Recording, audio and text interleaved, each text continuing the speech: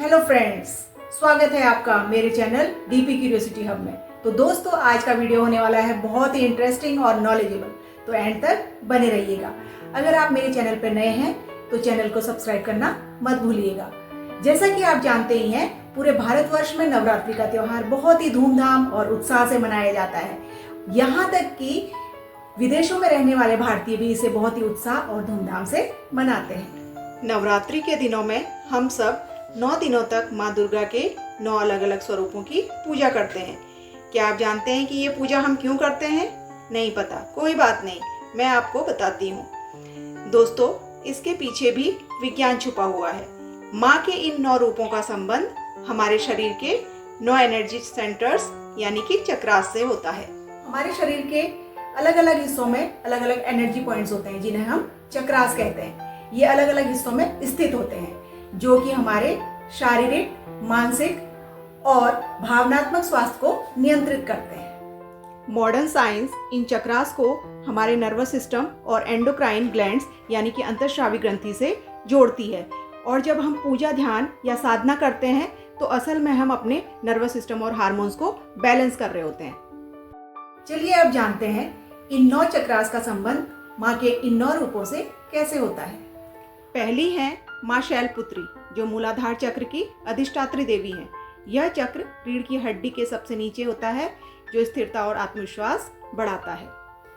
दूसरी है माँ ब्रह्मचारिणी, जिनकी आराधना से स्वादिष्ठान चक्र जागृत होता है, जो कि हमारी नाभि के नीचे स्थित होता है और हमारी क्रिएटिविटी और इमोशंस से जुड़ा है, जिससे हम में संयम और भावनात्मक संतुलन आता है। माँ चंद्रघंटा, जो कि माँ दुर्गा का तृतीय स्वरूप है, और उनकी पूजा से मणिपुर चक्र जागृत होता है, जो कि पेट के आसपास स्थित होता है। और इसके जागृत होने से व्यक्ति में आत्मविश्वास और बौद्धिक क्षमता बढ़ती है।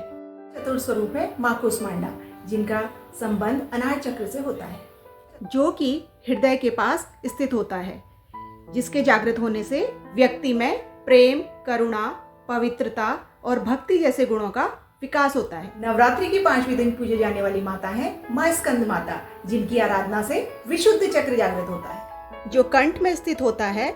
इससे व्यक्ति को ईश्वर का एहसास होता है, व्यक्तित्व में आकर्षण बढ़ता है, जिससे आत्म अभिव्यक्ति और संवाद शक्ति बढ़ती है। माँ का छठा स्वरूप है माँ कात्यायनी, जिनकी आराधना से आज्ञा चक्र जागृत होता है, जो कि भौहों के बीच में स्थित होता है। इससे मन की अंतर्दृष्टि, आध्यात्मिक शक्ति और दूरदर्शिता बढ़ती है।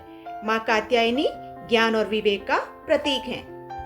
माँ कालरात्रि, जो कि माँ दुर्गा का 7वां स्वरूप है, इनकी आराधना करने से सहस्रार चक्र जागृत होता है, जो कि हमारे सिर के शीर्ष पर स्थित होता है। इससे व्यक्ति में नई ऊर्जा का संचार होता है और ज्ञान के द्वार खुलने लगते हैं, जिससे हम प्रगति के पथ पर अग्रसर होते हैं। 8वां स्वरूप है महागौरी, जो कि विशुद्ध ऊर्जा और शांति का प्रतीक है। इनकी उपासना करने से सभी को महिमा, गरिमा और आत्मज्ञान की प्राप्ति होती है। चक्रास को बैलेंस करने वाली शक्ति है माँ सिद्धिदात्री, जो कि माँ दुर्गा का 9वां स्वरूप है। इनका संबंध भी सहस्रार चक्र से है, जो कि ऊर्जा का अंतिम केंद्र है।